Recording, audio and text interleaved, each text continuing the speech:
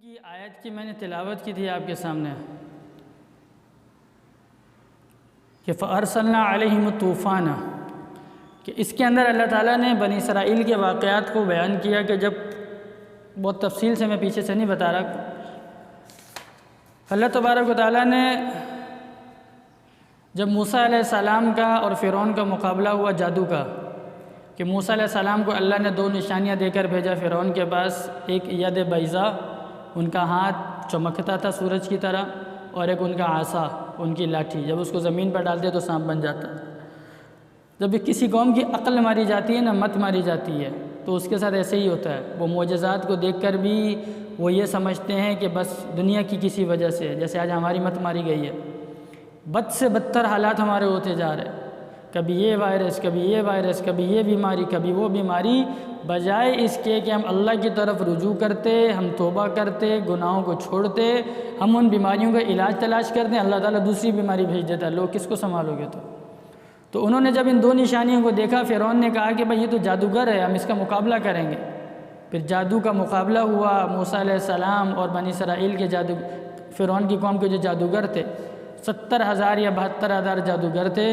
سارے کے سارے وہیں پر مسلمان ہو گئے۔ مختصر قصہ بتا رہا ہوں، موسیٰ علیہ السلام اس کو جیتے۔ اس کے بعد اللہ تعالیٰ نے اس جادو کے واقعے کے بعد، اس کے مقابلے کے بعد، موسیٰ علیہ السلام فرعون کی یعنی اس بنی اسرائیل کے ساتھ اس جگہ پر 20 سال مزید رہے، 20 سال۔ اس 20 سالوں میں اللہ تعالیٰ نے اس کے بعد سب سے پہلا جب فرعون ایمان لے کر نہیں آیا تو سب سے پہلا عذاب اللہ تعالیٰ نے یہ بھیجا۔ اللہ تعالیٰ قرآن میں فرماتا ہے کہ اللہ تعالیٰ نے وَلَقَدْ أَخَذْنَا آلَ فِرْعَوْنَ بِالسِّنِينَ وَنَقْصٍ مِّنَ الثَّمَرَاتِ لَعَلَّهُمْ يَذَّكَّرُونَ، کہ اللہ تعالیٰ نے فرعون کی قوم کے اوپر، جو قبطی یعنی فرعون کی جو قوم تھی، اس کے اوپر اللہ تبارک و تعالیٰ نے قحط کا عذاب بھیجا۔ قحط کیا ہوا؟ گاؤں کے اندر سے غلے ختم ہو گئے، غلے کی پیداوار ختم ہو گئی، ساری چیزیں گاؤں کے اندر سے ختم ہو گئی۔ اور دوسرا فرمایا نقص من الثمرات، اور پھلوں کی اور میووں کو اللہ تعالیٰ نے ختم کر دیا، گھٹا دیا، ختم کر دیا۔ شہر والوں کے لیے کھانے کی چیزیں، غلے، میوہ جات، فروٹ شہر والوں کے لیے بھی آ گیا، کیونکہ عمومی طور پر فروٹ وغیرہ گاؤں سے شہر کے اندر آتے ہیں، تو اللہ کہہ رہا ہے شہر سے بھی ساری چیزیں ختم ہو گئیں، اور گاؤں والوں کی جو پیداوار تھی اللہ تعالیٰ نے اس کو بھی ختم کر دیا۔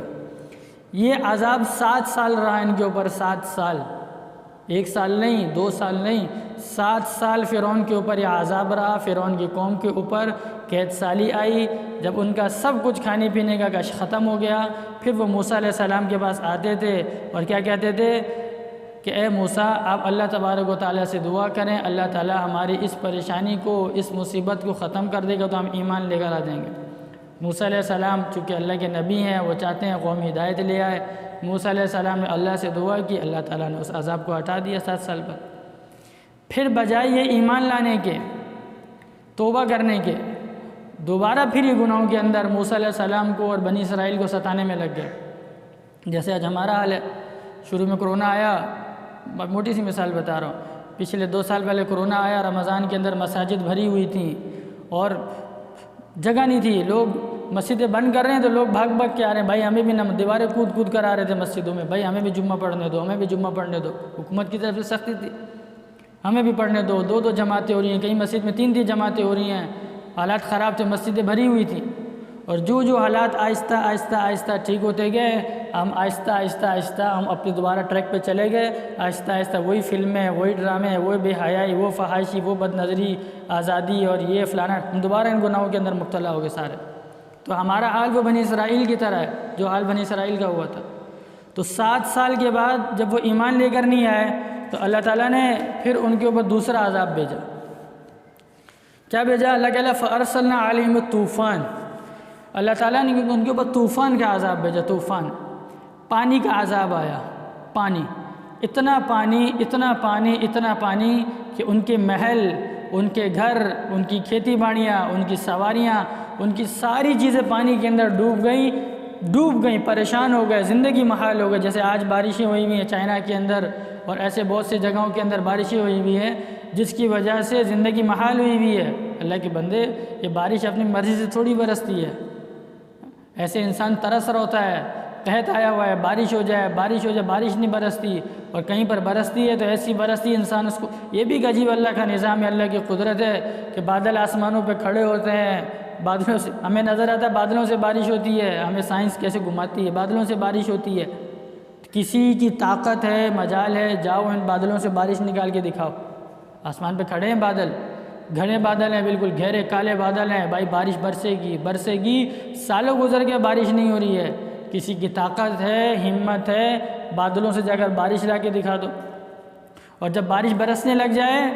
کسی کی طاقت ہے، کوئی ایٹمی ملک، کوئی صدر، کوئی وزیر اعظم، کوئی سائنس، کوئی ٹیکنالوجی جا کر اس بارش کو روک کے دکھا دے، کسی کی کوئی مجال نہیں ہے،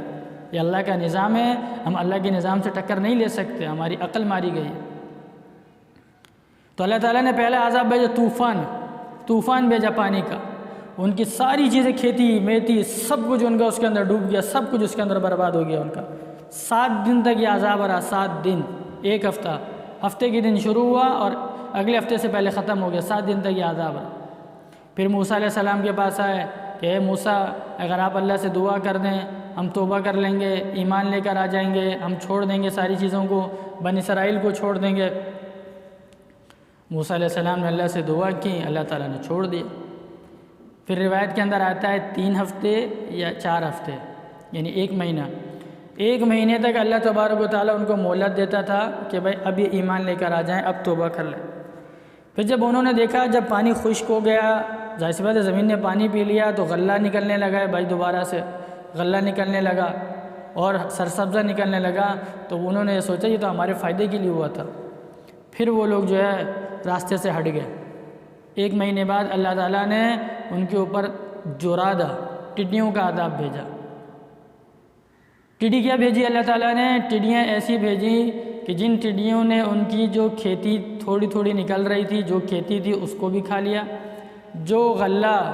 جو انہوں نے گندم، چاول، آٹا، جو کچھ بھی رکھا ہوا تھا اس کو بھی کھا لیا۔ اور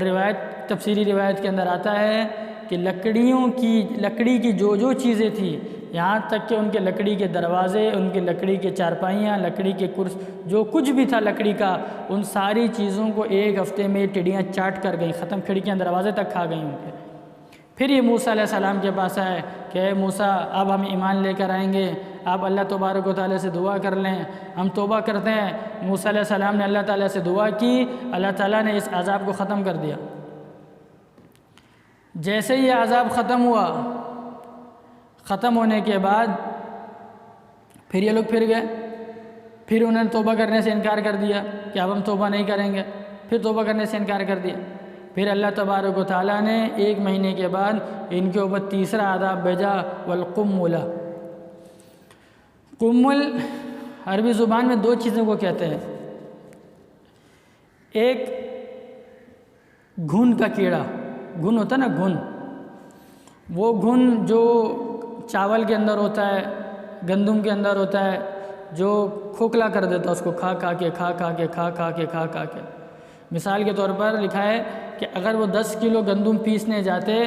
مثال ہے 10 کلو گندم پیستے تو وہ پیس کے 1 کلو 2 کلو یا 3 کلو نکلتی، وہ گھن نے اس کو اندر سے کھا کے اس کو کھوکھلا، ان کی فصلوں کو تباہ، ان کی جو ذخیرہ تھا اس کو تباہ کر دیا تھا۔ اور دوسرا قمولہ کا ترجمہ یہ ہے کہ اللہ تعالیٰ نے جوؤں کا عذاب بھیجا۔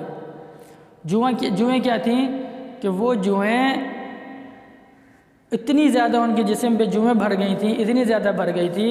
کہ وہ ان جوؤں نے ان لوگوں کے یہ پلکوں کے، یہ بھووں کے بال، سروں کے بال، یہ ساری چیزیں کھا گئی تھیں وہ ان کی،